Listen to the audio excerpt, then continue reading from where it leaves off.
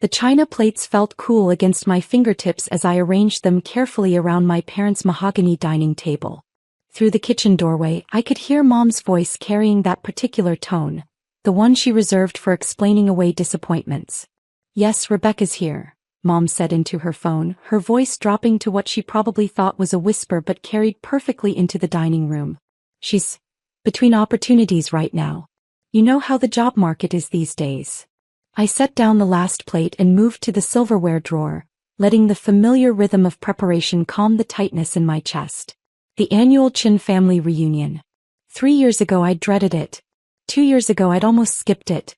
This year I'd accepted the inevitable with something close to peace. "Between jobs." That was Aunt Linda's voice, sharp with curiosity. Still, wasn't she between jobs last year too? "It's complicated," Mom said, her discomfort palpable even from the next room. "The economy, you know. She's very particular about what she wants to do." I folded napkins into neat triangles, muscle memory from 1,000 family dinners taking over. Let them think what they wanted. The truth was so far beyond their understanding that explanation felt pointless.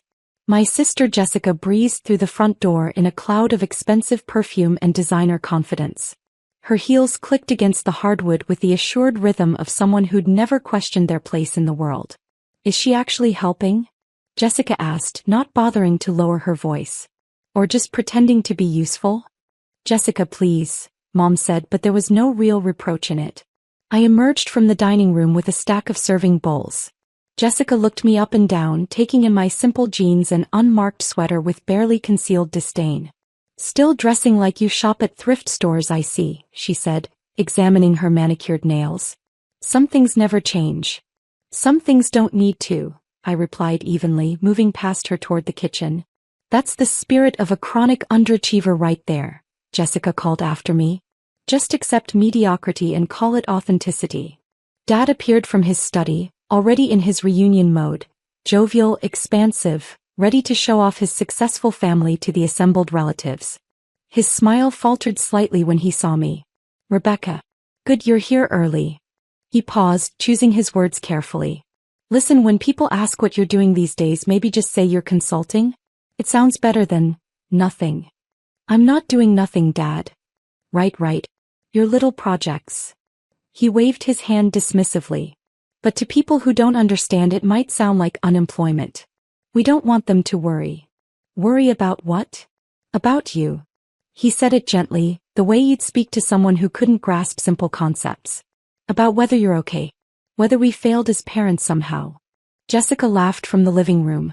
Too late for that question. The doorbell rang, signaling the arrival of the first relatives. Within 30 minutes, the house filled with the Chin clan, aunts, uncles, cousins, and the extended network of family friends who'd known me since childhood. Each arrival brought the same pattern. Warm greetings, catching up, and then the inevitable question. "So Rebecca, what are you up to these days?" And each time before I could answer, someone else would jump in. "She's taking some time to figure things out," Mom would say. "Still exploring her options," Dad would add. "Between opportunities" became the recurring euphemism. I watched Jessica work the room like a campaign event, her recent promotion to senior marketing director at a major firm serving as her conversation centerpiece. She'd position herself near me deliberately, creating contrast. "It's such a demanding role," Jessica was telling Uncle Robert and Aunt Mary. "But seeing campaigns go national, having that kind of impact, it's worth the 70-hour weeks." She glanced at me. "Though I suppose not everyone's cut out for that kind of pressure." "Rebecca always was more low-key," Uncle Robert said diplomatically. "That's one word for it," Jessica murmured, just loud enough. "Cousin David joined our cluster, fresh from closing a major real estate deal. The thing about success," he announced, "is that you have to be willing to take risks. Too many people play it safe and wonder why nothing happens." "Exactly," Jessica agreed. "Some people are just afraid of real responsibility." I excused myself to check on the food, ignoring Jessica's triumphant smile. In the kitchen I found Aunt Linda and Mom in deep conversation. "Have you thought about suggesting something concrete?" Aunt Linda was saying. "Even just part-time retail to start? It would give her structure." "We've tried," Mom said wearily. "She just talks about her work, but nothing ever seems to come of it." I think she might be depressed. Oh, honey. Aunt Linda touched Mom's arm sympathetically. That's so hard. Has she seen someone? She won't admit there's a problem. I cleared my throat and they both jumped slightly. The pity in their eyes was worse than Jessica's contempt. Rebecca. We were just discussing my apparent psychological crisis. I finished, opening the oven to check the roast. I heard. We're worried about you, Mom said, her voice catching. It's been 3 years since you left that job and you're not. Not what you expected, I supplied. I know. Back in the living room, the reunion was in full swing. Jessica had gathered an audience for what was clearly going to be another performance. The thing is, she was saying, in my position I network with incredible people. Just last week I had lunch with a Forbes 30 Under 30 recipient. Now that's the kind of company successful people keep. Jessica's always been ambitious, Aunt Mary said proudly. Not everyone has that drive. Some people are followers, some are leaders, Cousin David added. Nothing wrong with being ordinary. I sat down on the periphery of the group, content to let the conversation flow around me. Let them have this. What did it cost me really to be their cautionary tale? Where's Rebecca working now? This from Uncle James, who just arrived. The room went quiet for a beat. Jessica's smile turned sharp. Rebecca's on a bit of a sabbatical, Dad said carefully, taking time to reassess her goals. For 3 years. Uncle James looked genuinely concerned. Some people are late bloomers, Jessica said sweetly. Though at 32, you do have to wonder when the blooming starts. Laughter rippled through the group, not quite cruel but not quite kind either. At least she helps with family events, Mom said, trying to find something positive. She's very good at setting tables. More laughter, gentler this time but somehow worse for its sympathy. Cousin David leaned back in his chair, warming to the topic. You know what Rebecca's problem is? No vision. Success requires seeing the big picture, taking strategic risks. Some people just think too small. Or don't think about career at all, Jessica added. Some people are content just existing. Nothing wrong with simple living, Aunt Linda offered, but it sounded like consolation for a terminal diagnosis. The conversation moved on, but the damage was done. I was the official family failure, the cautionary tale, the proof that potential didn't guarantee results. They'd assigned me that role and nothing I could say would change the narrative they'd constructed.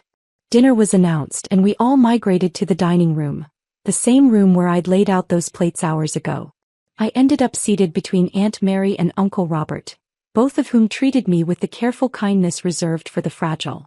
So Rebecca, Uncle Robert said as we passed dishes, what do you do with your time these days? Hobbies? Interests? I work actually. Jessica snorted from across the table. On what? Your imaginary projects. I consult, I said simply.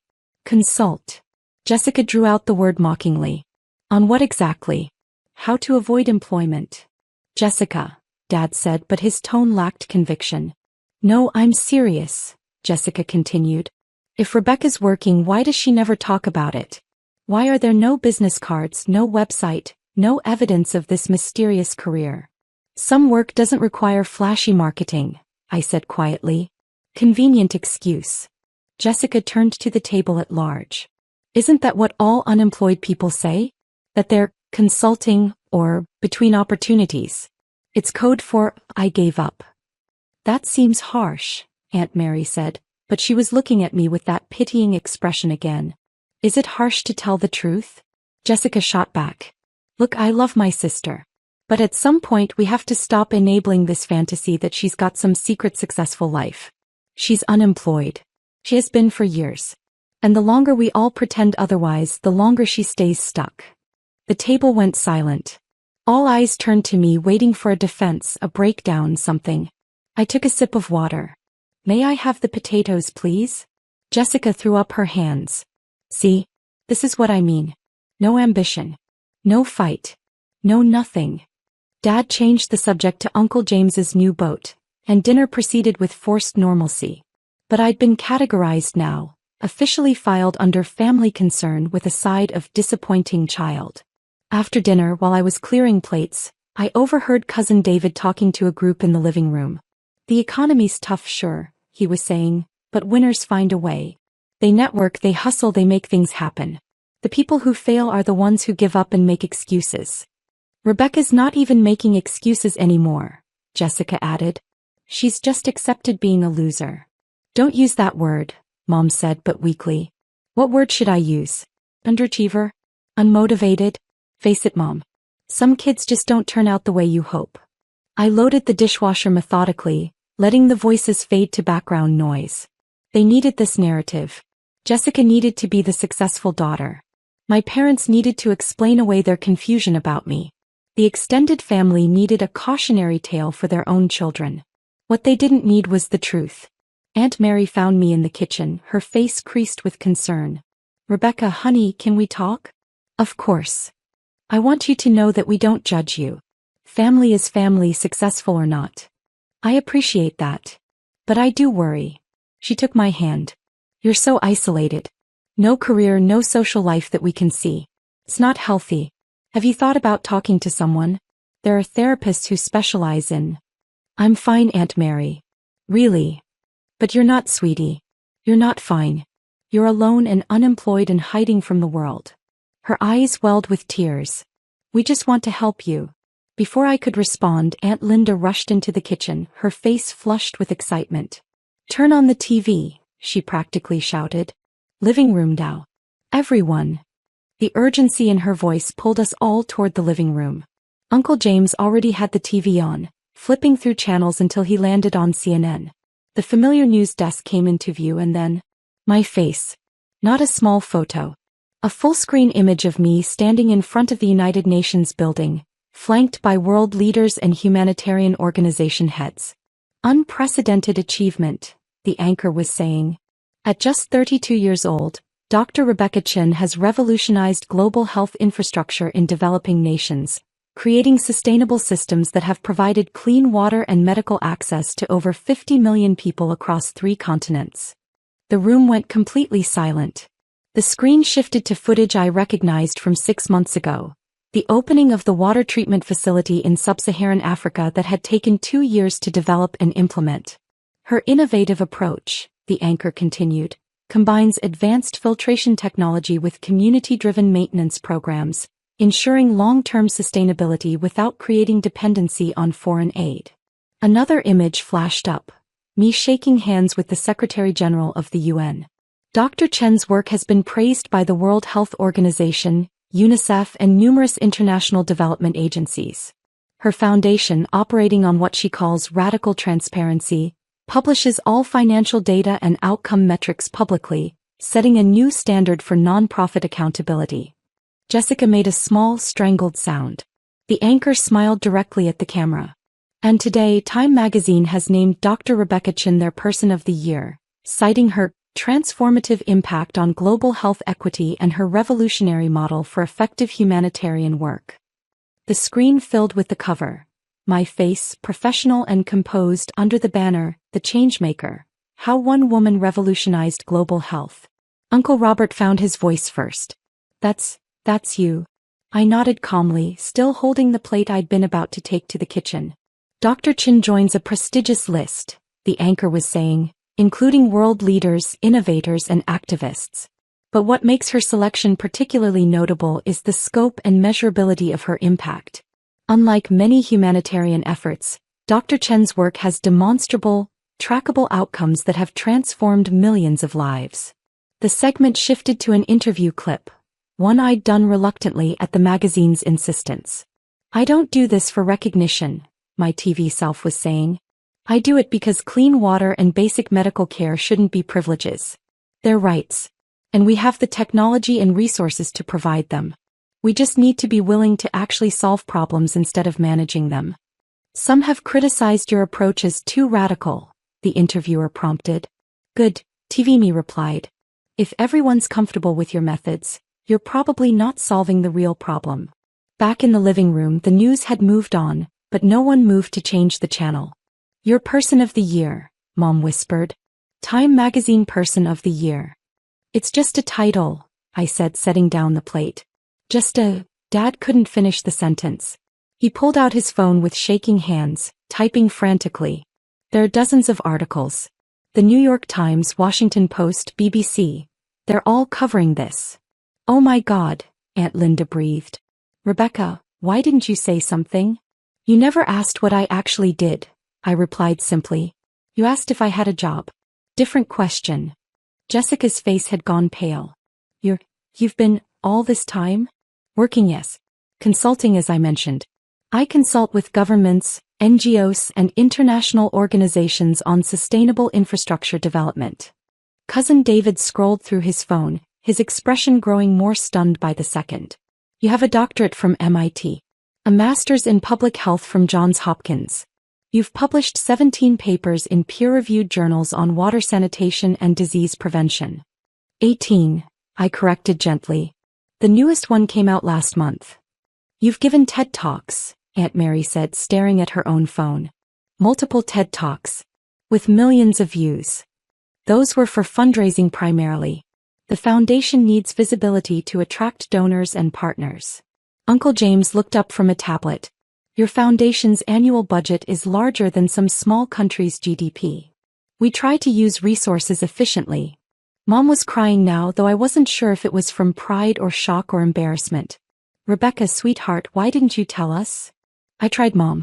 You weren't interested in the details. You just wanted to know if I had a real job. But Person of the Year is a recognition of work that was already done, I said. The work matters more than the award. Jessica finally found her voice. Tonight I called you. I said you were unemployed, a loser, unmotivated. Yes, I heard. Her face crumpled. Rebecca, I'm so sorry. I didn't know. I thought.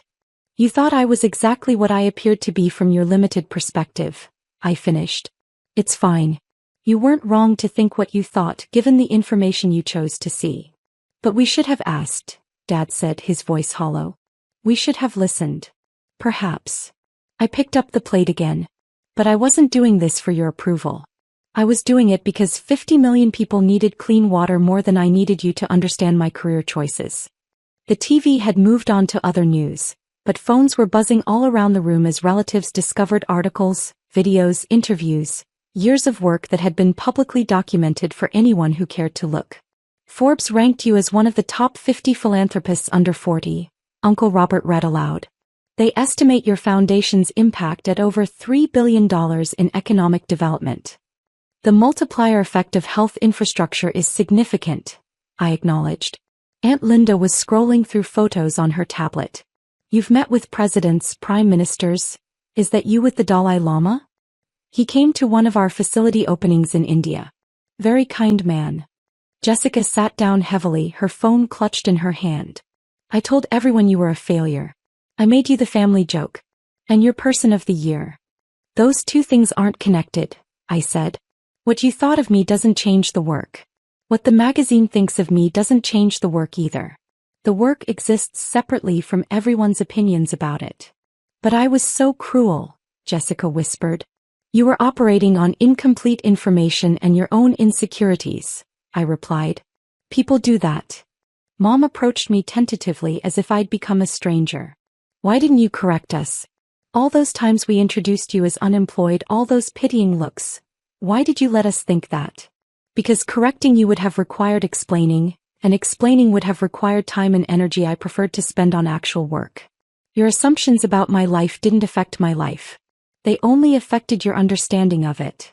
All this time, Dad said wonderingly, you've been one of the most influential people in global health and we thought you were unemployed. I was never unemployed. I left corporate consulting to start the foundation.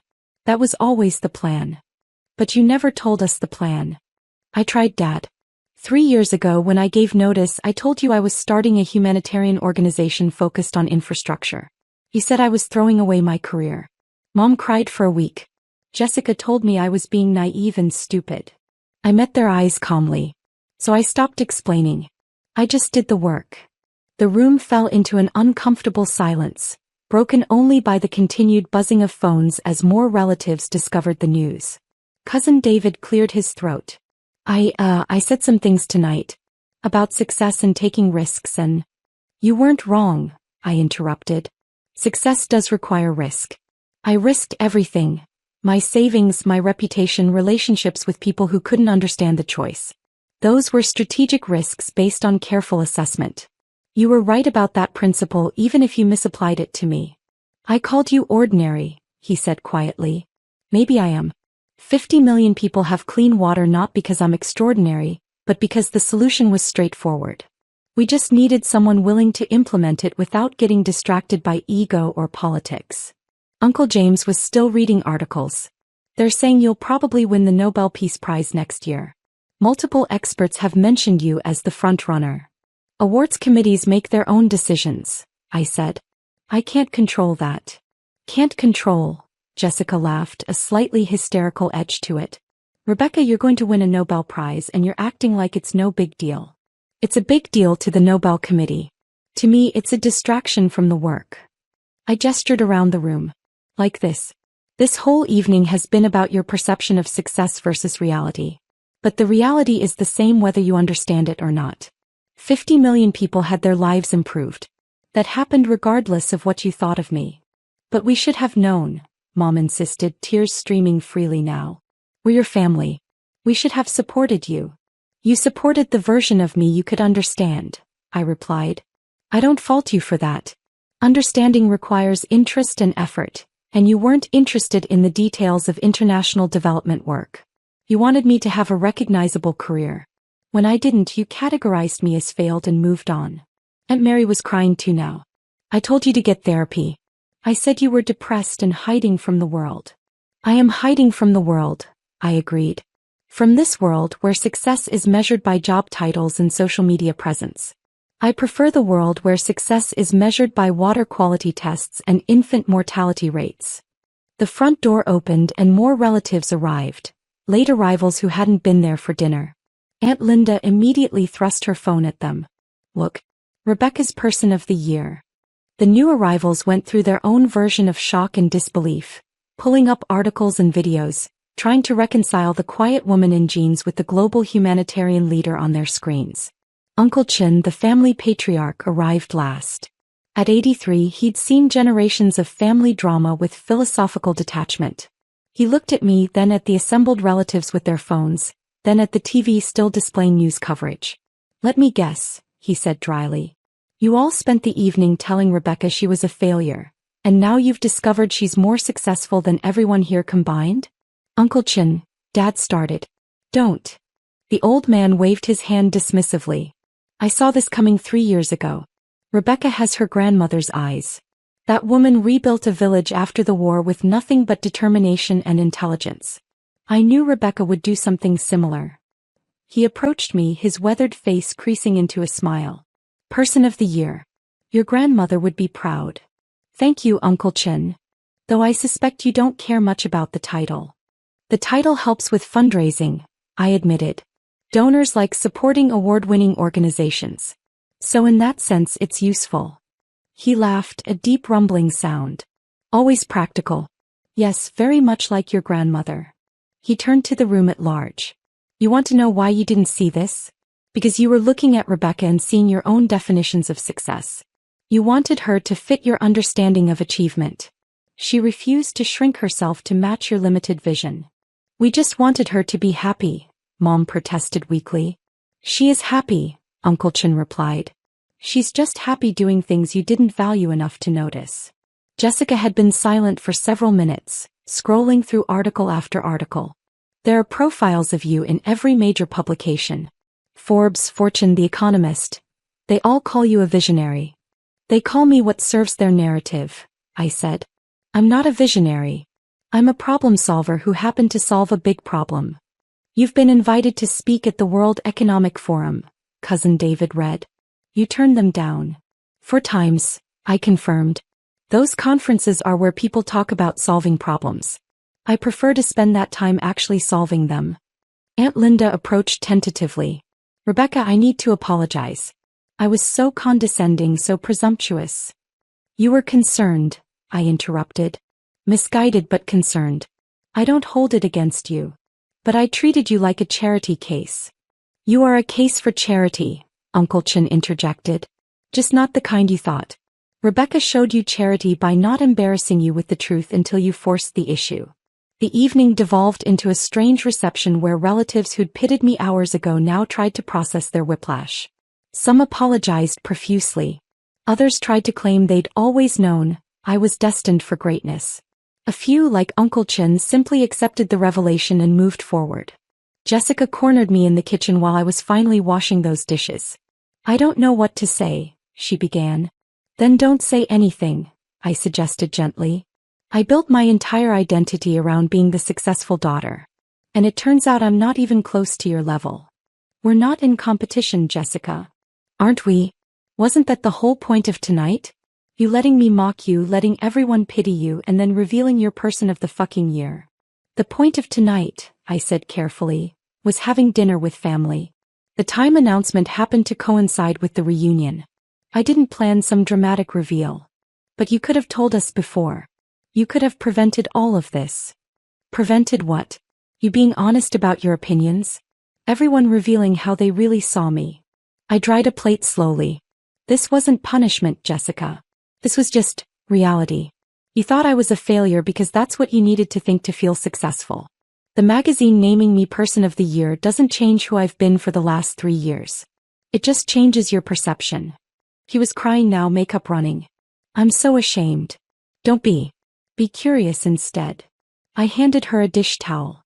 "Be curious about why you needed me to be less than you.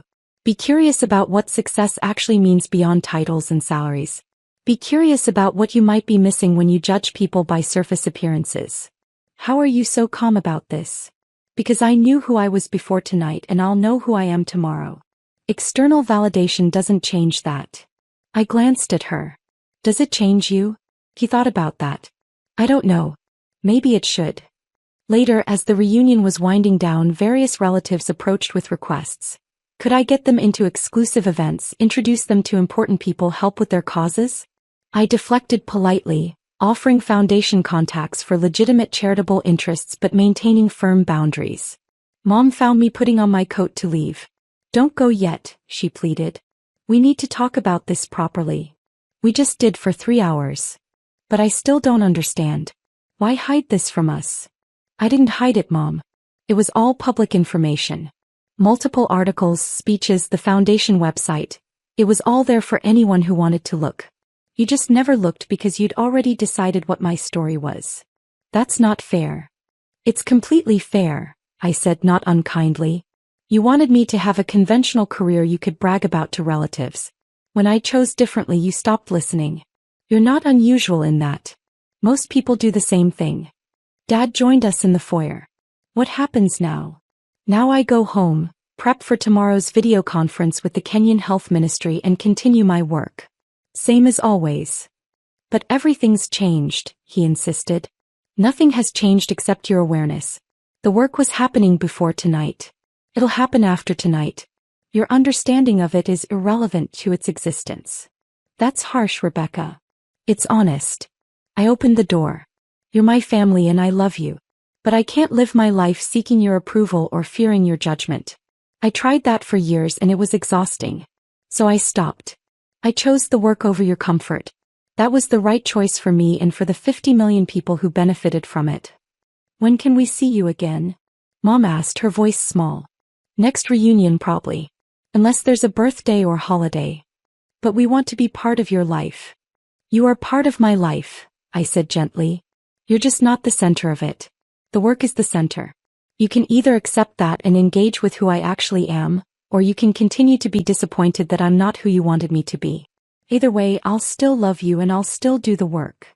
I left them in the doorway, looking smaller somehow than they had at the start of the evening. Uncle Chin caught me at my car. "You handled that well," he said. "Did I? I feel like I broke something tonight." "You broke their comfortable illusions. That needed breaking." He patted my shoulder.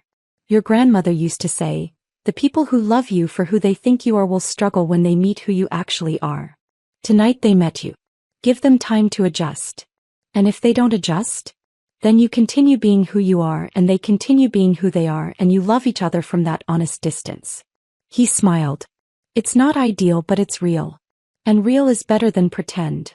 I drove home through quiet streets, my phone buzzing periodically with messages from relatives. Some apologetic, some congratulatory, some confused. I'd answer them eventually in my own time, with the same patient honesty I'd shown tonight. The work would continue. It always did.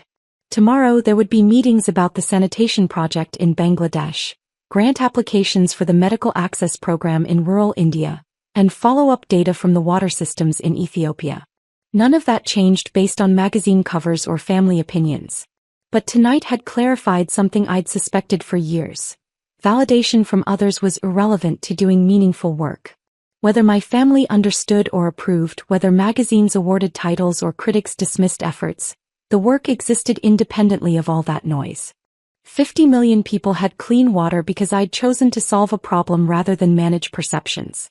That would remain true whether Time magazine named me Person of the Year or whether my family thought I was unemployed. The work was the point. It always had been. Everything else was just commentary. The call came on a Tuesday afternoon while I was reviewing quarterly reports in my downtown office. I almost didn't answer the unknown number, but something made me pick up. "Hello, is this Sophia Martinez?" The woman's voice was professional but slightly uncomfortable. "Yes, this is Sophia. Hi, I'm Jennifer Walsh from Pristine Events. I'm the wedding planner for your brother David's wedding at the Ocean View Grand Resort."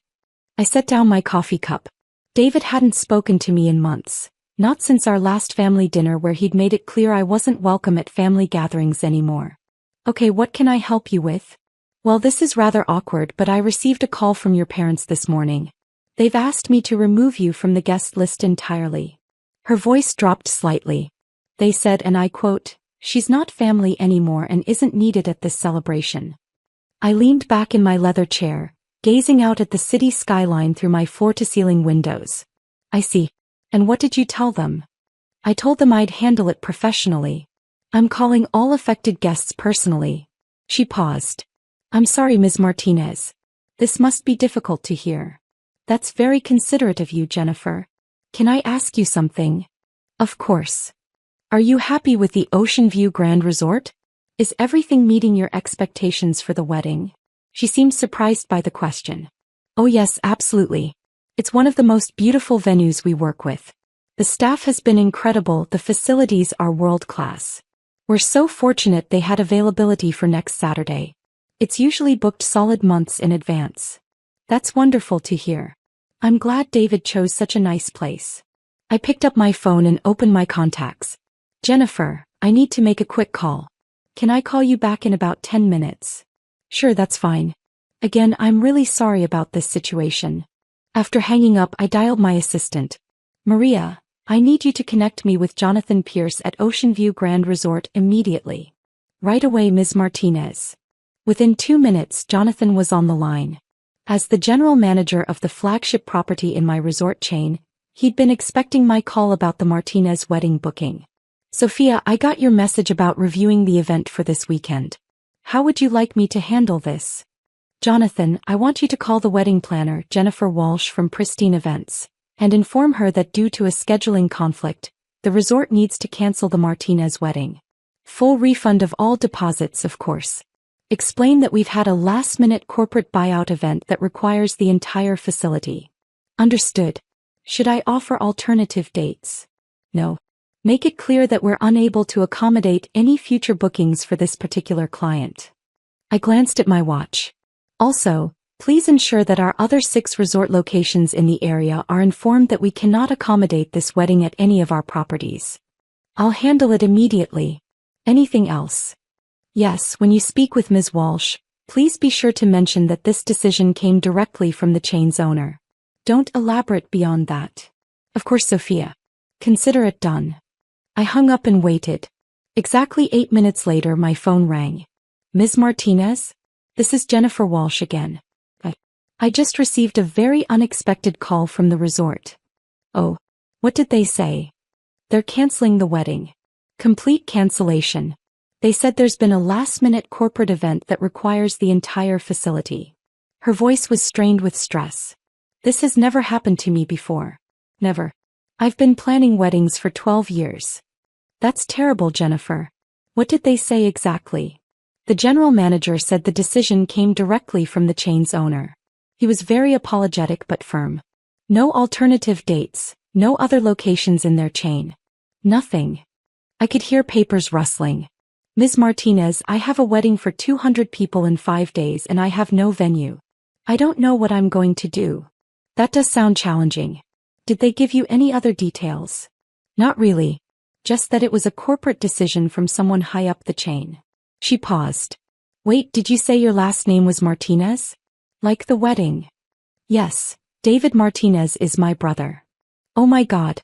Ms. Martinez, I need to ask you something and please forgive me if this sounds crazy, but do you happen to know anyone who works with this resort chain? Any connections that might help us understand what happened?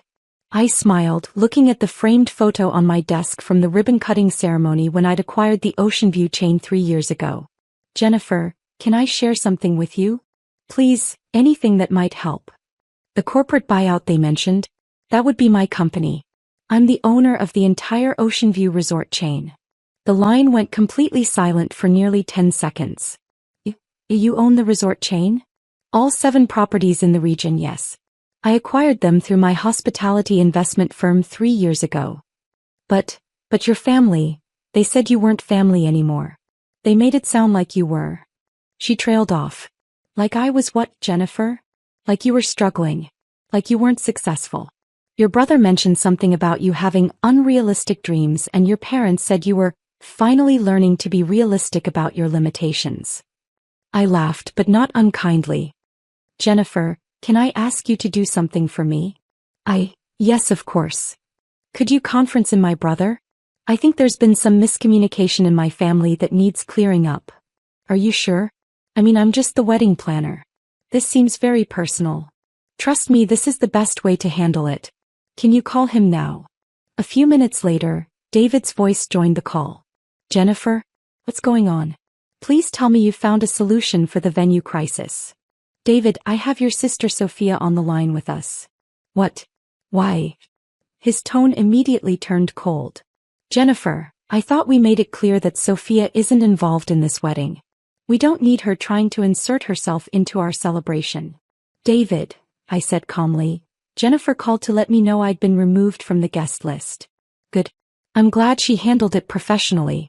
We don't need any drama or attention-seeking behavior at my wedding. I agreed with that decision completely. No drama is important for such a special day. Jennifer's voice was tentative. David, there's something else we need to discuss about the venue. Right, this cancellation crisis. Jennifer, I don't care what it costs. Find us another high-end location. Money isn't an object. This is my wedding to Victoria and it needs to be perfect. David, I interjected. Before Jennifer continues, can I ask you something? Make it quick, Sophia. I'm busy dealing with a real crisis here, not whatever imaginary problems you're having this week. When you booked the Ocean View Grand Resort, did you research who owns it? What does that matter? Some big corporation. The point is it's exclusive and expensive, which reflects well on our family's status. Jennifer's voice was barely above a whisper.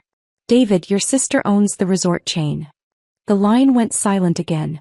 That's impossible, David finally said. Sophia works some basic office job. She lives in a tiny apartment. She drives a 10-year-old car. David, I said gently, I live in a penthouse downtown and I take car service most places because I'm usually working during commutes. The car you've seen is my weekend car that I use for grocery runs. This is ridiculous. Sophia, stop making things up for attention. Jennifer, I said, could you please read David the exact message you received from the resort's general manager? I heard papers rustling. He said, and I wrote this down word for word. Due to a corporate decision from the chain owner, we cannot accommodate the Martinez wedding at any of our 7 regional locations. 7 locations? David's voice had changed. How many properties are we talking about? The Ocean View chain has 7 luxury resorts in our area, I explained. Including the Grand Resort where your wedding was planned, the Ocean View Palms where Victoria's bridal shower was held last month, and the Ocean View Marina where your rehearsal dinner was booked. Another long silence. Sophia, David said slowly, are you telling me you own all of those places? I own the entire chain, yes. I acquired them in 2021 through Martinez Hospitality Holdings. Martinez Hospitality Holdings? My investment company. I named it after our family. Jennifer's voice was getting stronger as she began to understand the situation. Ms. Martinez, when the general manager said the owner made this decision personally. That was me, yes. After Jennifer called to tell me my family had decided I wasn't family anymore, I decided to respect that decision by not hosting family events at my properties. This can't be real, David said, but his voice had lost its certainty. If you own this chain, prove it. Jennifer, are you still there? Yes, Ms. Martinez. Could you call the Ocean View Grand Resort back? Ask for Jonathan Pierce, the general manager. Tell him you need to confirm details about the ownership situation. Should I disconnect this call? No, use three-way calling if you can. I think David should hear this directly. A few minutes later, Jonathan's familiar voice joined our conversation. Good afternoon, this is Jonathan Pierce. Mr. Pierce, this is Jennifer Walsh from Pristine Events. I'm here with David Martinez and his sister Sophia Martinez. There seems to be some confusion about the ownership of your resort chain. No confusion on our end, Jonathan said professionally. Ms. Sophia Martinez is the sole owner of all Ocean View Resort properties. She acquired our chain in 2021 and has been an exceptional owner. Is there something specific you need clarified? David's voice was barely audible. How much did those resorts cost? Jonathan paused. I'm not sure I can discuss financial details, but it was a significant acquisition. Over $200 million for the entire chain. The line went completely quiet except for the sound of David's heavy breathing. Mr. Martinez, Jonathan continued, I understand there was some confusion about the wedding booking. Ms. Martinez has instructed us to provide a full refund, which we're processing immediately. David. I said gently. Are you still there? Sophia, I don't understand. How do you own a $200 million resort chain? Where did that money come from? I've been building my investment portfolio since college. I started with small property investments and grew from there. The resort chain was my largest acquisition, but I have holdings in several other industries as well. But Mom and Dad said you were struggling. They said your business ideas never worked out. They said that because I don't talk about my work with the family. Every time I've tried to share my successes, the response has been dismissive or the conversation gets changed to someone else's achievements. Jennifer's voice was hesitant. Should I leave you two to talk privately? Actually, Jennifer, I have a question for you, I said. How quickly could you find an alternative venue for David's wedding? Ms. Martinez, with 5 days' notice and 200 guests? It would be nearly impossible to find something comparable to the Ocean View Grand.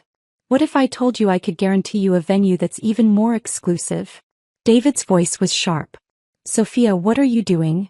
I'm being a good sister, David. Jennifer, there's an 8th Ocean View property that's not open to public bookings. It's my private resort on Catalina Island. I use it for executive retreats and special occasions. A private island resort? Jennifer's voice had gone up an octave. 40-acre property with a private beach, helicopter pad, and facilities for up to 300 guests.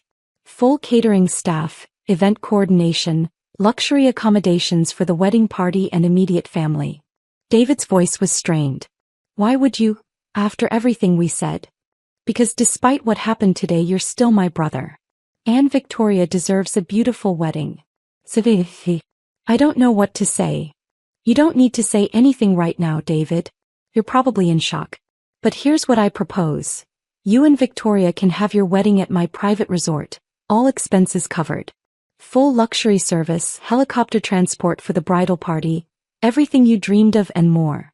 Jennifer was clearly taking notes. Ms. Martinez, this is incredibly generous. There's just one condition, I continued. David's voice was wary. What condition? I'd like to be invited to my brother's wedding. The silence stretched for nearly 15 seconds. Of course, David finally whispered. Of course you're invited. We need to talk. Really talk. We will. But first, let's make sure you have the wedding of your dreams. Jennifer, can you handle coordinating with my events team for the island property? Absolutely. Ms. Martinez, this is the most incredible turnaround I've ever experienced in my career. Jonathan, are you still on the line? Yes, Ms. Martinez. Please coordinate with Jennifer to arrange helicopter transport from your marina location to the island. Make sure the transition is seamless for all the guests. It would be my pleasure. After we'd finished coordinating the logistics, Jennifer and Jonathan left the call, leaving just David and me on the line. Sophia, David said quietly, I owe you the biggest apology of my life. David, we both made mistakes. I should have been more open about my success, and you should have asked more questions instead of making assumptions. But Sophia, we treated you terribly. All of us. Mom and Dad think you're struggling to pay rent. I know. I've been letting them think that because every time I tried to share good news, it was dismissed or minimized. It became easier to just let you all think what you wanted to think. How successful are you really? I looked around my office at the city view at the photos from various business acquisitions and charity events. My net worth is around $400 million, David. The resort chain is just one part of my portfolio. 400. He trailed off. Sophia, you're incredibly successful. I've been fortunate and I've worked very hard. All this time I thought you were just dreaming. That you hadn't figured out real life yet. I figured out real life differently than our family expected, but I did figure it out. David was quiet for a long moment. The wedding invitation. Sophia, that wasn't my idea. Mom and Dad convinced me that having you there would create drama, that you'd try to make the day about yourself. David, when have I ever tried to make family events about myself? Another long pause. Never. You've never done that. You usually sit quietly in the background. Exactly. I show up, I'm supportive, and I keep my own life private. Which we interpreted as failure instead of discretion. It seems that way. Sophia, can we start over? Can our family start over with you? I thought about all the years of dismissive comments, the assumptions, the way my achievements were minimized or ignored. But I also thought about David's voice right now, the genuine regret and shock. I'd like that, David. But it has to be genuine. No more assumptions about my life or my choices. And when I share something I'm proud of, I need it to be received with the same enthusiasm the family shows for everyone else's achievements. Absolutely. And Sophia, Victoria and we want to make this right. All of us. Then let's start with giving you both the most beautiful wedding celebration possible. You can make things right with the family afterward. The private island resort. Sophia, that's too generous. We can't accept something that expensive. I smiled, looking out at the city I'd helped reshape through my investments. David, it's not about the money. It's about family. And despite everything that's happened, you're still my family. We don't deserve this kindness. Maybe not, but you're getting it anyway. That's what family does. I need to call Victoria. Mom and Dad. They need to know. David, wait. Let me suggest something. Don't tell them about my business success yet. Let's just tell them the venue situation got resolved.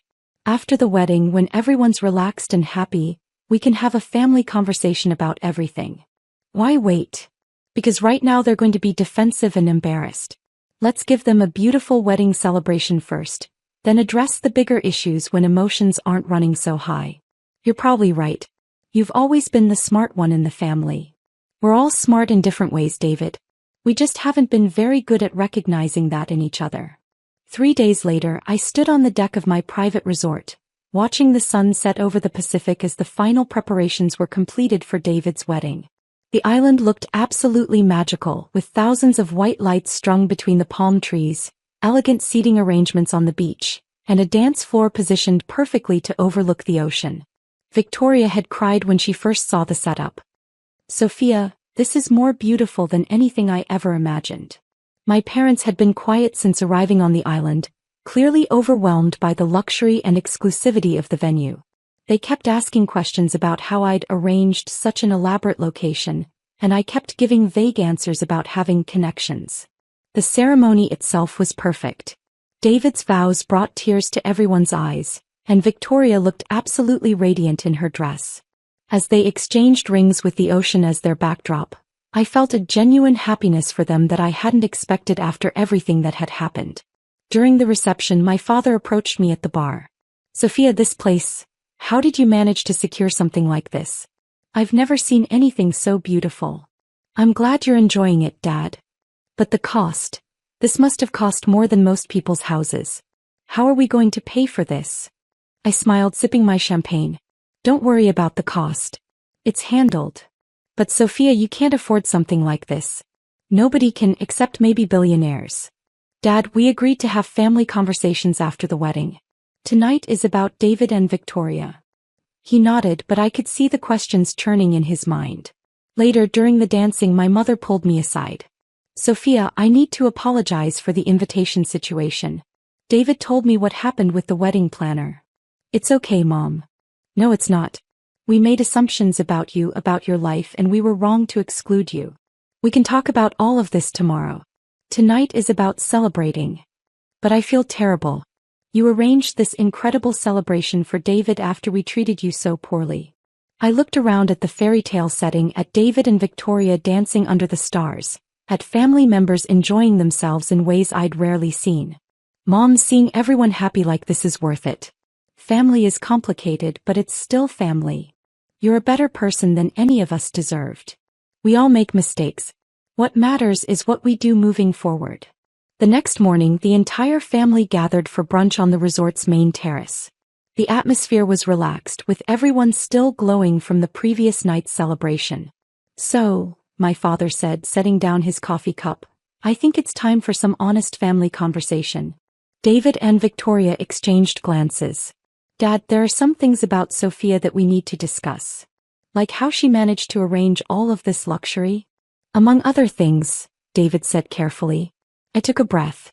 Before anyone says anything, I want to be clear that I didn't arrange this celebration to prove a point or make anyone feel bad.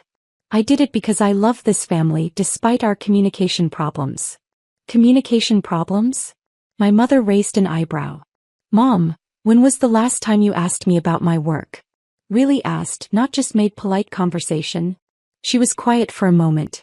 I suppose I assumed if something important was happening, you'd tell us.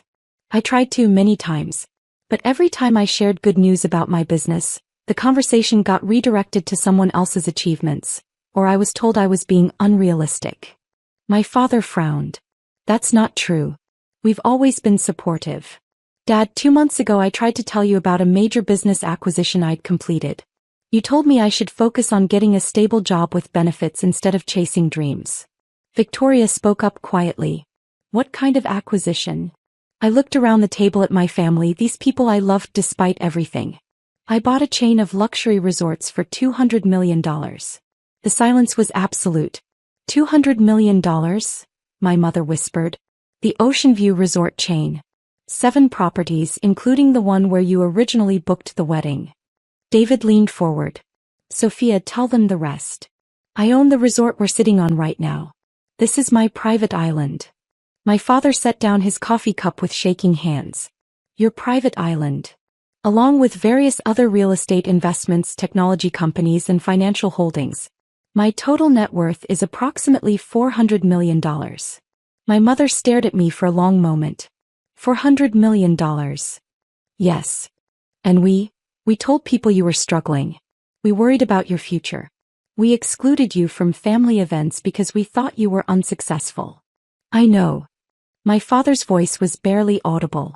How long have you had this level of success? I've been building my portfolio for 8 years. The major growth happened in the last 4 years. 8 years, he repeated. And we never knew. Because every time I tried to share it, I was dismissed or told to be more realistic. Victoria reached across the table and took my hand. Sophia, this explains so much about how you carry yourself. You have this quiet confidence that I always admired but couldn't understand. I learned early that my family wasn't interested in hearing about my business success, so I stopped sharing it. My mother was crying now. We failed you so completely. You didn't fail me, Mom. We just had different definitions of success, and we never took the time to understand each other's perspectives. But we excluded you from your own brother's wedding because we thought you were an embarrassment. David's voice was thick with emotion. And instead, she's the most successful person in our entire extended family. Success isn't just about money, I said gently. You've all built relationships, careers, families. Those are successes too. But the money. My father was struggling with the concept. $400 million, Sophia. That's generational wealth. It is. And I intend to use it responsibly, including supporting family when appropriate. Supporting family? My mother looked up through her tears. Dad, your accounting firm has been struggling since the recession, right? He nodded slowly. Business has been tough. What if I told you I could connect you with clients who need exactly the kind of personalized service you provide? Small to medium-sized businesses that value the personal touch over big corporate accounting firms. You would do that? After how we treated you? You're my father. Of course I would do that. I turned to my mother. Mom, your nonprofit work with literacy programs. What's your biggest challenge right now?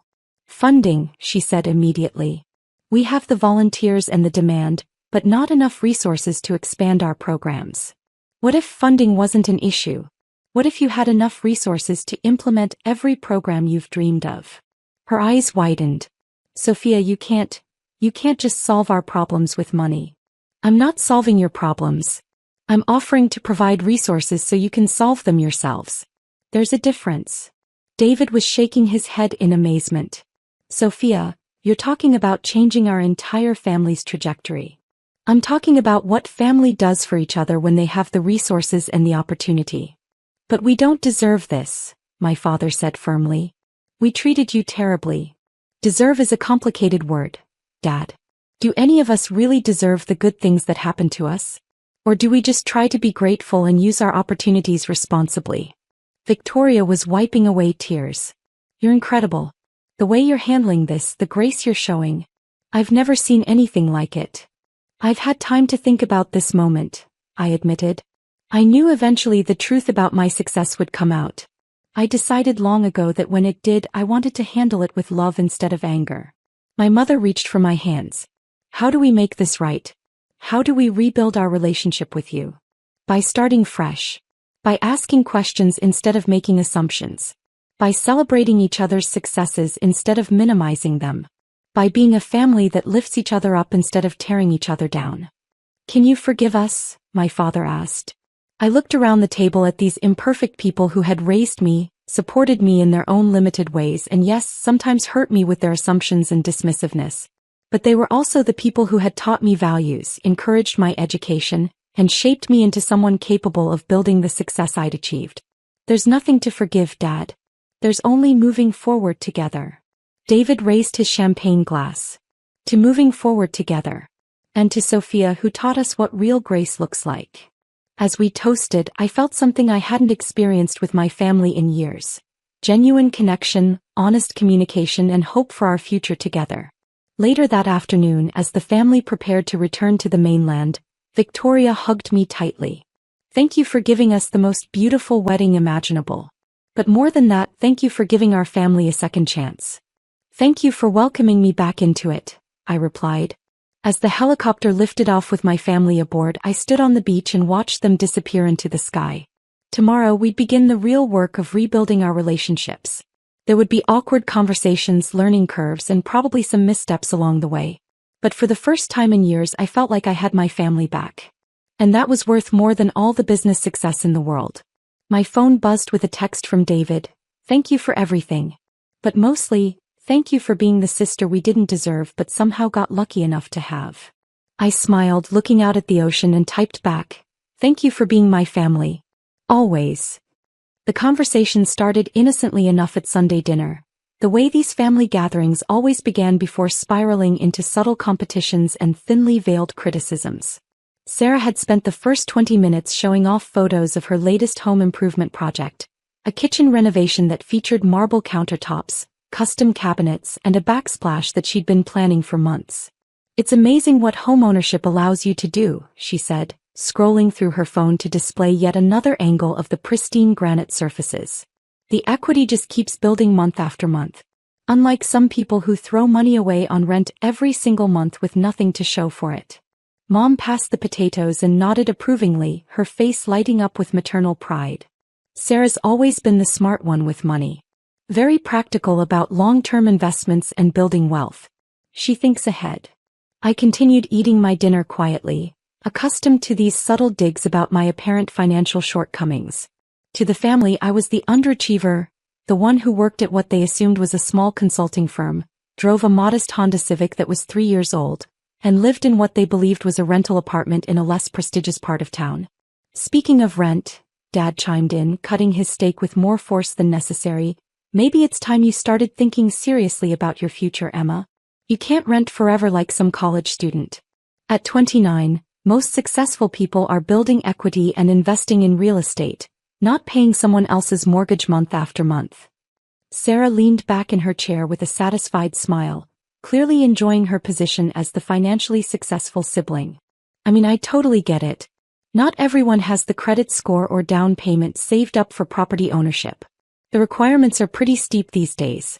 But there are first-time buyer programs available, even for people in your particular situation. The condescension dripped from every carefully chosen word. Sarah had always positioned herself as the accomplished sibling, the one who had her entire life mapped out and executed perfectly. She'd graduated from business school with honors, landed a prestigious marketing position at a major pharmaceutical company, and purchased her first house at 26 with what she claimed was careful financial planning and disciplined saving. Meanwhile, I was just Emma, the quiet one who kept to herself, never seemed to amount to much professionally, and appeared content with a modest lifestyle that screamed underachiever to anyone paying attention. The housing market is incredibly competitive right now, Uncle Robert added from across the table, always ready to pile on when the family discussed my various shortcomings. You need substantial income, perfect credit, and a significant down payment. It's definitely not for everyone. Some people just aren't cut out for that level of financial responsibility. I nodded politely and took another bite of green beans, my standard response to these weekly assessments of my life choices. You're all probably right about that. Don't get me wrong, Sarah continued, clearly relishing the spotlight and the opportunity to showcase her superior understanding of personal finance. There's absolutely nothing wrong with renting. Some people just aren't cut out for the responsibilities that come with homeownership. The constant maintenance, the property taxes, the insurance premiums, the HOA fees. It's a lot to handle, and it requires a certain level of financial sophistication. Mom reached over and patted my hand sympathetically, her expression mixing concern with disappointment. Maybe you could start small, honey. A little condo or townhouse. Something manageable. Work your way up gradually. If she can even qualify for a mortgage, Dad muttered, not quite under his breath but loud enough for everyone to hear. The family dinner continued for another hour and a half, with more detailed stories about Sarah's home improvements, her recent promotion to senior marketing manager, and her ambitious 5-year plan to upgrade to an even larger house in the suburbs with a 3-car garage and a swimming pool. I listened quietly, occasionally nodding when someone addressed me directly, maintaining the role I'd played for years. As we were clearing dishes and preparing dessert, Sarah cornered me in the kitchen while the others moved to the living room. I hope you don't take what Dad said too personally. He just wants to see you succeed and build something meaningful. We all do, really. I know, I replied, methodically rinsing plates and loading them into the dishwasher. If you ever want some advice about getting pre-approved for a mortgage or connecting with a good real estate agent, I'm totally happy to help. I know this amazing woman who specializes in helping first-time buyers, especially those working with more limited budgets. She's very patient and understanding about different financial situations. I smiled and thanked her for the generous offer, maintaining the facade that had become second nature over the years. The drive home gave me time to reflect on the evening's conversation and the familiar patterns that had emerged. This wasn't new territory. These family dinners had followed the same basic script for years. Sarah would showcase her latest achievement or acquisition. The family would praise her financial acumen and forward-thinking approach to wealth building, and I would sit quietly while they discussed my apparent lack of ambition and questionable life choices. What they didn't know, what none of them had any idea about, was that I'd been paying Sarah's mortgage for the past 2 years. It started small and innocuous the way these things often do. Sarah had called me in tears about 18 months after buying her house, explaining through sobs that her marketing job wasn't as stable as she'd initially believed. The pharmaceutical company was going through a major restructuring, her entire department was being eliminated, and she was facing a 3-month gap in employment while she searched for a new position. I don't know what I'm going to do, Emma, she'd sobbed over the phone, her voice breaking with desperation. The mortgage payment is $3,200 every month and I've only got enough in savings to cover maybe 6 weeks, maybe 8 if I really stretch it. I can't lose this house. Not after everything I went through to get it, all the sacrifice and planning. She'd begged me not to tell the family about her situation. Her carefully constructed image as the successful sister was everything to her, the foundation of her identity within our family dynamic. The thought of dad or mom knowing she couldn't afford her mortgage payments was absolutely unbearable to her. So I helped, initially viewing it as a temporary solution to a short-term crisis. I set up a monthly automatic transfer from my business account to hers, covering her $3,200 mortgage payment while she focused on finding new employment. It was supposed to be a brief arrangement, just until she got back on her feet and could resume normal payments. But then she found a new job that paid significantly less than her previous position. The marketing role at a smaller biotechnology company offered better long-term stability and growth potential, but it came with a substantial $30,000 annual pay cut that made her mortgage payments completely unmanageable on her new salary. She kept the house by continuing to accept my monthly payments, which she now framed as a temporary loan that she'd definitely pay back once her financial situation improved, and she either got promoted or found a higher-paying position elsewhere. That was over a year ago, and the payments had continued every month without interruption. The irony of the situation wasn't lost on me. While Sarah delivered lectures about building equity and the long-term benefits of homeownership, I was literally financing her version of the American dream.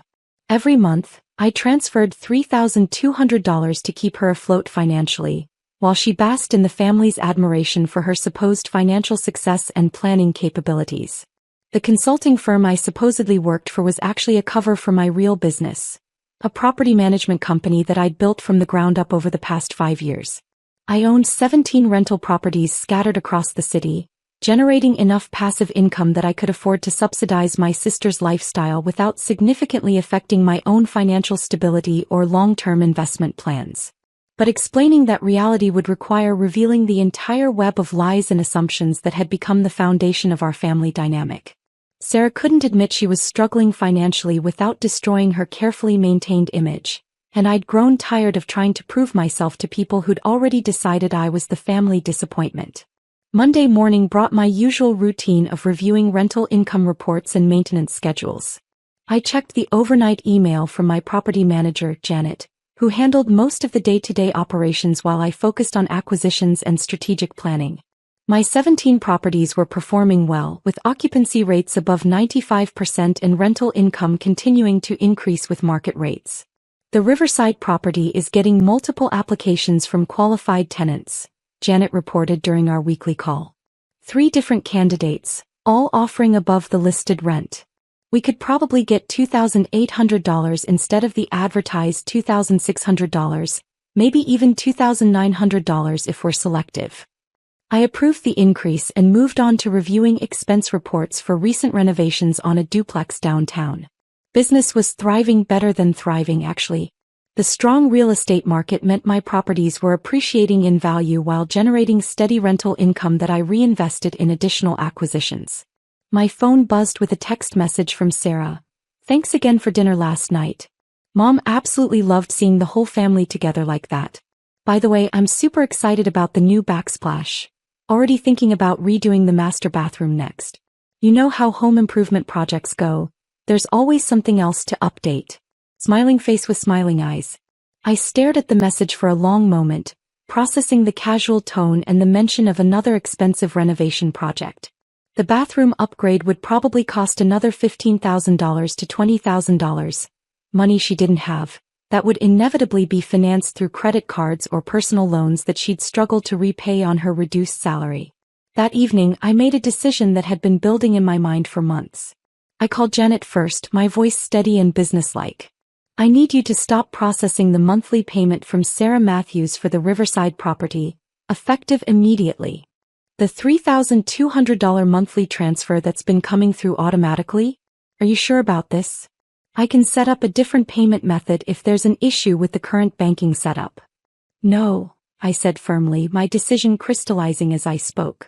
"Stop accepting any payments from her entirely. Starting next month." Janet was confused but maintained her professional demeanor. "Understood completely. Should I send formal notice about the payment discontinuation, or will you be handling all communications directly?" I'll handle all notifications myself. Next, I called my accountant to discuss the tax implications of discontinuing the arrangement. The monthly payments to Sarah had been structured as family loans rather than rental income, which simplified the documentation and reporting requirements. The hardest call was to Sarah herself. "Emma, what's up?" she answered cheerfully, her voice bright with the confidence of someone who believed her financial support was guaranteed indefinitely. "We need to talk about the monthly mortgage payments," I said without any preamble or small talk. Her voice immediately became cautious and uncertain. "What about them? Is there some kind of problem with the transfer system?" "They're stopping. Next month will be the last payment." Silence stretched for nearly 30 seconds, broken only by the sound of Sarah's breathing becoming more rapid and shallow. "What do you mean stopping?" "Emma, I can't afford the full mortgage payment on my own. My current salary isn't nearly enough to cover it plus all the other monthly expenses. I thought we had an understanding, an arrangement that worked for both of us." "We did have an arrangement. For 24 months. But I can't continue subsidizing your lifestyle indefinitely." "But I'm finally starting to get ahead financially," she protested, her voice rising with desperation. "The bathroom renovation will add significant value to the house. It's a smart investment that will pay for itself. And I'm really hoping for a promotion next year that could bump my salary back up to where it was before, maybe even higher."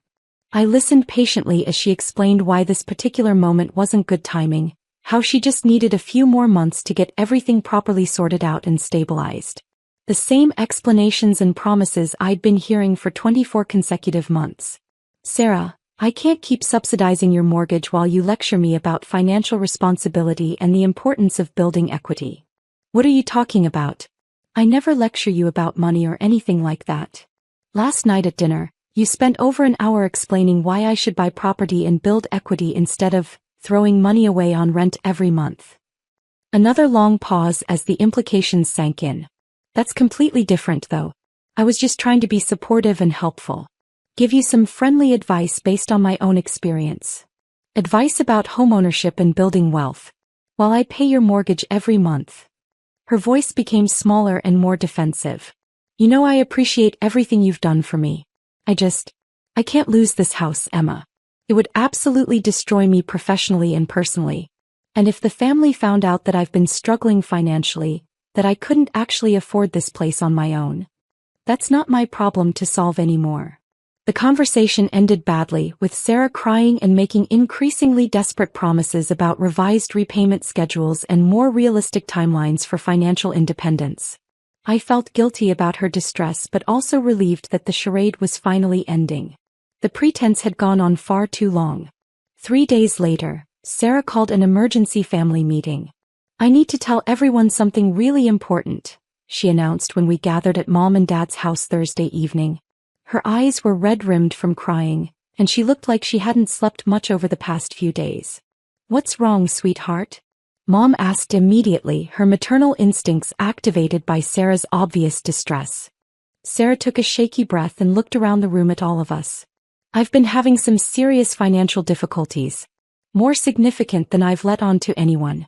The truth is, I can't afford my mortgage payments on my current salary, and I've been getting financial help to keep the house." Dad leaned forward in his chair, his expression shifting from concern to confusion. "What kind of help?" "A second mortgage. A personal loan from the bank. Emma has been paying my entire mortgage for the past 2 years." The room went completely silent, as if all the air had been suddenly sucked out of the space. Uncle Robert was the first to find his voice. "Emma? Emma? The one who?" I nodded calmly, meeting his incredulous stare. "The monthly payments were $3,200. I've been covering her complete housing costs since she lost her first job after buying the house." "But you don't even..." Dad started, then stopped himself as he realized what he was about to say. "Own property? Have a successful career? Make enough money to help anyone else?" I filled in the blanks he was struggling with. "Right." Mom looked completely bewildered, as if the fundamental assumptions about our family had suddenly been turned upside down. "How could you possibly afford to pay Sarah's mortgage? Your job at that little consulting firm?" "My consulting firm manages $12 million in residential real estate assets. I personally own 17 rental properties throughout the city. Sarah's mortgage payment represents approximately 8% of my monthly rental income. The revelation hit the room like an explosion. Sarah was crying quietly, embarrassed by the public exposure of her financial dependence. Dad's face had gone through several distinct color changes as he processed the information that completely contradicted everything he thought he knew about my financial situation. 17 properties? Uncle Robert repeated weakly as if saying the words might make them make more sense. Started with a duplex 5 years ago. Used the rental income to qualify for investor loans on additional properties. Pretty standard wealth-building strategy in real estate investment. Janet had prepared a portfolio summary for exactly these kinds of situations. A single page showing property locations, acquisition dates, current market values, and monthly rental income. I pulled it from my purse and placed it on the coffee table where everyone could see it. Dad picked up the document with visibly shaking hands. This says your properties are worth over $4.2 million in total. Current market assessment. I confirmed matter-of-factly. Though property values have been rising pretty consistently over the past 18 months, so that number is probably conservative. Sarah wiped her eyes with a tissue, her embarrassment now mixed with something that looked like resentment. I never meant for it to go on this long. I kept thinking I'd get a better job or a significant promotion, or something that would let me pay Emma back and handle the mortgage payments myself. Why didn't you tell us Emma was helping you financially? Mom asked, her voice barely above a whisper. Because you all think she's the family failure, Sarah snapped, her embarrassment suddenly turning to defensive anger. Every single family dinner is about how successful I am and how Emma needs to get her life together and start making better choices. How was I supposed to explain that the successful sister needed financial support from the unsuccessful one?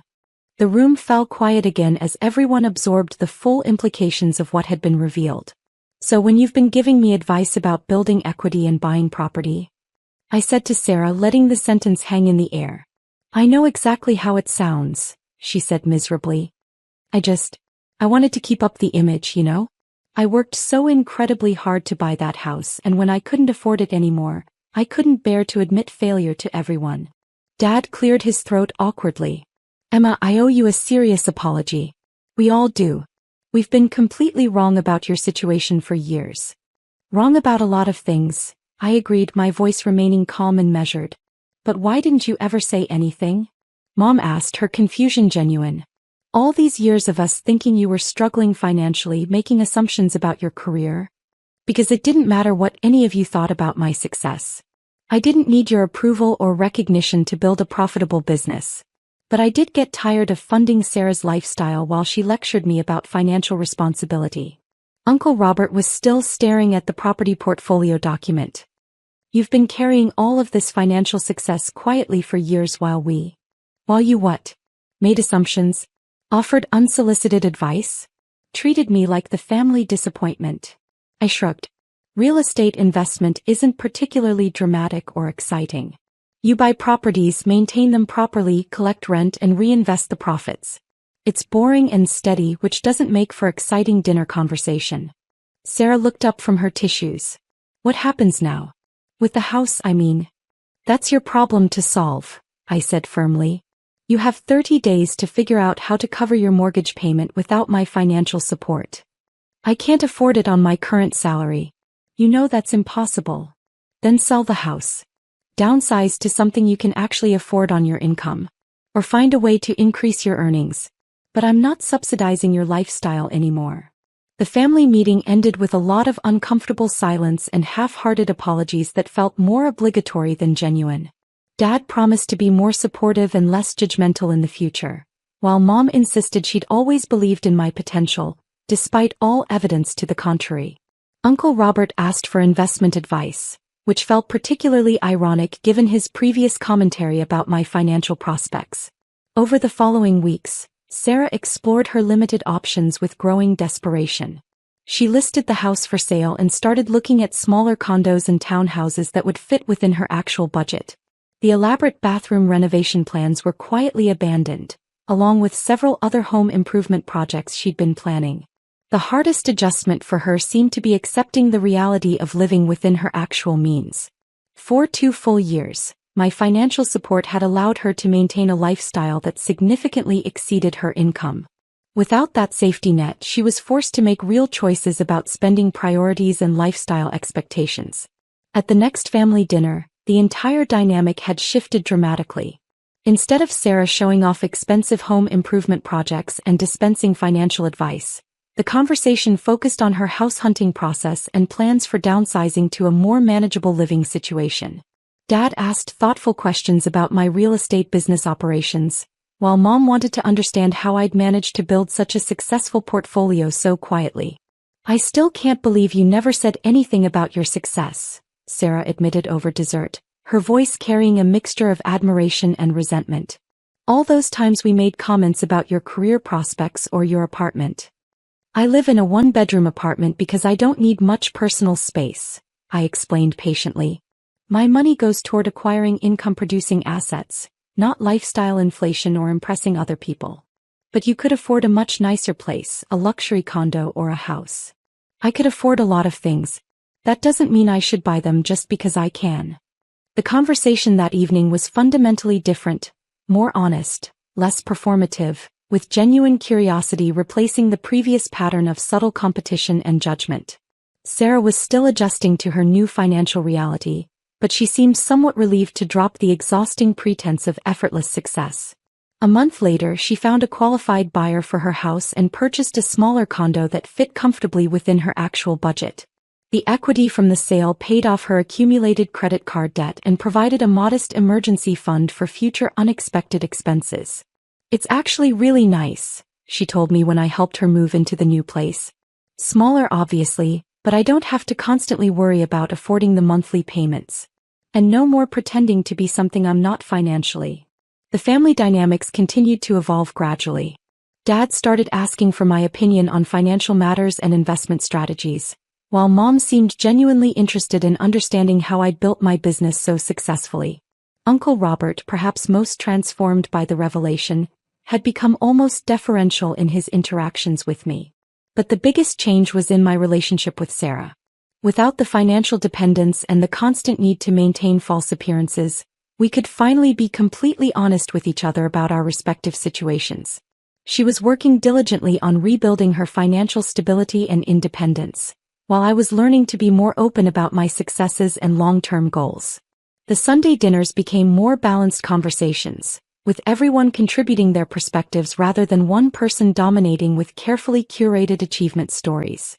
Sarah talked openly about her job search for a position with better compensation, while I shared updates about property acquisitions and market trends. "I still feel absolutely terrible about all those years of taking your money while simultaneously criticizing your life choices," Sarah said during one of our private conversations several months later. "It taught me something valuable," I replied thoughtfully. "Family support shouldn't come with strings attached or expectations, but it also shouldn't enable people to avoid facing reality indefinitely."